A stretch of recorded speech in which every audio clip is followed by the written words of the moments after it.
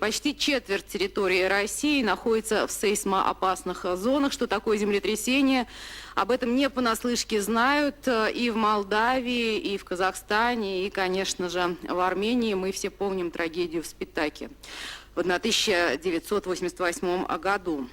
21 марта премьер-министр России Владимир Путин поручил до середины апреля согласовать предложение по продлению федеральной целевой программы по повышению сейсмоустойчивости жилых домов и объектов жизнедеятельности, которая рассчитана до 2014 года. И сегодня с нашими уважаемыми гостями, профессионалами в области сейсмобезопасного строительства мы будем говорить о существующих на настоящий момент нормах и требованиях к безопасности. Последнее сильное землетрясение в России было не так давно, в конце февраля, 26 февраля в Туве. Ущерб составил свыше 2 миллиардов рублей, но ущерб причиняет любое землетрясение. Но что, наверное, особенно страшно, что 179 многоэтажных жилых домов в Кызыле были признаны аварийными.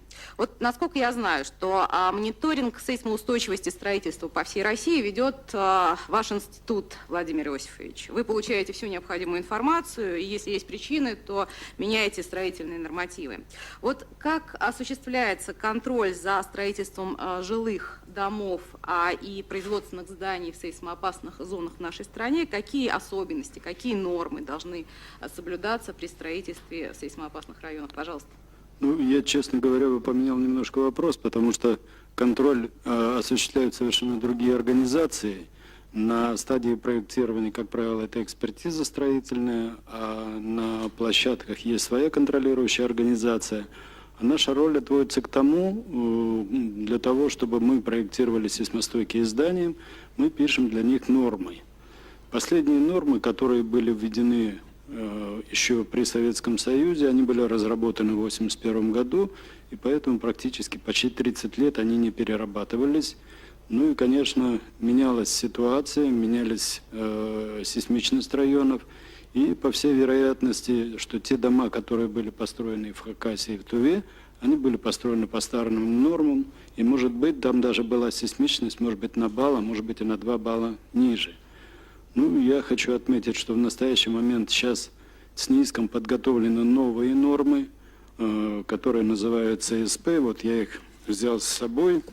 Это называется «Строительство в сейсмических районах. Актуализированная редакция СНИП 2781». Ну, во-первых, эти нормы уже учитывают новое сейсмическое ранирование, новые карты, которые были введены после Сахалинского землетрясения. И многие районы повышена была бальность.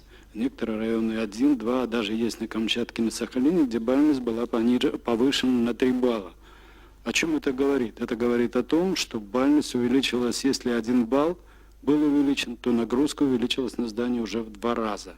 А если 2 и 3 балла, то практически сейсмическая нагрузка могла быть увеличена в 4 и 8 даже раз. Поэтому вот сейчас произведена актуализация этих норм. Первая редакция была выпущена, и по ним было получено много предложений и замечаний. Сейчас готовится вторая редакция, где учтены все эти замечания. В действительности, если здания построены как раз-таки по нормам, то у нас нет ни одного случая, чтобы они разрушались.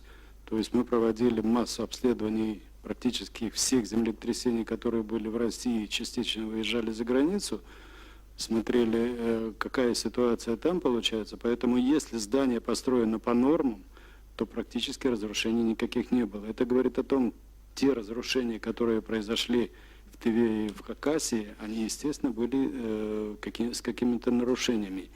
Ну и я бы хотел отметить такое, что где-то в начале 90-х годов, когда у нас произошло такое разделение на отдельные республики, и Россия выделилась отдельно, в этот момент часто очень возникала такая ситуация, когда строительство происходило без надлежащего контроля. То есть проектные организации, и появились маленькие группки. Ну, проблема это не только, так сказать, у нас, это в СНГ одна и та же проблема, когда появились проектные организации по 2-3 человека, которые стали проектировать достаточно сложные сооружения, и поэтому допускалась масса ошибок. Я считаю, что главная ошибка заключается в том, что это отступление от требований норм. Если мы посмотрим статистику потерь социальных, экономических во всем мире за последние, скажем, 110 лет, то мы увидим, что в среднем за десятилетие в мире гибнет около 200 тысяч человек в результате землетрясений, в результате обрушения зданий и других сооружений. Около 200 тысяч. Иногда больше, иногда меньше, иногда 400 тысяч, иногда 500 тысяч. Но это только одна сторона вопроса. Важно посмотреть тенденции, тренд. Так вот, тренд заключается в том, что со временем потери, социальные потери, а экономические тем более, довольно резко возрастают. Это говорит о том, что те антисейсмические мероприятия, которые проводятся в мире, в разных странах мира, недостаточны, а угрозы больше, чем средства борьбы с ними. Это говорит о том, что нам необходимо развивать самые разные вопросы сейсмостойкого строительства, не упуская, конечно, из виду реализации требований, но обязательно улучшать систему учета различных поражающих факторов землетрясений. Но в самом деле, относительно недавние землетрясения в Японии, да и целый ряд других землетрясений, в Японии имеют очень надежные нормы сейсмостойкого строительства. Исключительно надежные, учитывающие разные аспекты и разные виды нагрузок, и на высоком уровне учитывают эти нагрузки. И тем не менее, в относительно недавнем прошлом там было очень сильное землетрясение в Кобе, так, сооружения японские, как здания, так и другие объекты, получили очень большой процент разрушительных эффектов, очень большой. И погибло много людей. Хотя это были сооружения не старой постройки, каких-то, может быть, 100 лет назад. В Японии нормы действуют уже порядка 100 лет, больше, чем у нас. А это были сооружения, построенные буквально до землетрясения там, за год, за два, и учитывающие, казалось бы, японские специалисты считали себя защищенным от воздействия землетрясений. В действительности этого не произошло. В действительности мы имели очень большой ущерб, и социально, и экономический. Значит, это говорит о том, на мой взгляд, что постановка, которая здесь у вас отражена, премьер-министр России, о необходимости продолжения тематики по сейсмостойкому строительству, включая важнейший практический аспект нормирования угроз сейсмостойкого строительства и мероприятий по защите от них, это правильное предложение, его, конечно, надо и поддерживать, и реализовывать. Но мы должны иметь в виду, что решение вопроса на уровне, скажем, продолжения работ, финансирования этих работ – это одна сторона вопроса, а другое дело насыщение этих работ. Вот здесь как раз поле для нашей деятельности. Если уж использовать данные, я совершенно не против того, чтобы использовать зарубежные нормы. Конечно, надо брать все в зарубежных нормах, что прогрессивно, что может быть с пользой применено в нашем деле. Но только эту часть, а вовсе не целиком, потому что в любых нормах есть свои недостатки. Это надо очень деликатно подойти к этому вопросу. Взять то, что нужно, чтобы улучшить нашу ситуацию, а не ухудшить, не взять чужие недостатки. Я только что сказал, что такие недостатки были и даже в японских нормах, в американских есть такие недостатки. Поэтому надо внимательно относиться к этим нормам, не заимствовать все чохом, да? Так вот, значит, если говорить о том, какие нормы в первую очередь следовало бы нам внимательно рассмотреть и учесть, то, конечно, это нормы тех стран, которые подвергаются наиболее часто разрушительным воздействиям и имеют наибольший практический опыт антисейсмической защиты сооружений. Но из таких норм, конечно, прежде всего это Япония.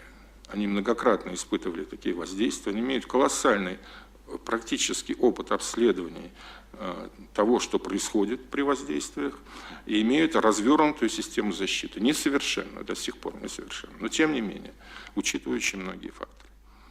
На втором месте я бы считал Соединенные Штаты. Здесь особенно надо обратить внимание на то, что Соединенные Штаты, начиная с 70-х годов прошлого века, проводят работы не только по нормированию нового строительства, но и по нормированию усиления объектов. на базе очень большой, так сказать, работы по обследованию и на базе значит, изменения нормативных документов с существенным повышением нагрузок и в привязке к существующим объектам. Потому что наша проблема состоит отнюдь не только в том, что мы, может быть, строим недостаточно сейсмостойкие новые здания и сооружения, но и в том, что существует очень большое количество объектов, которые требуют усиления. А здесь целый комплекс вопросов. Что касается усиления и установления зданий во всем мире, как это происходит?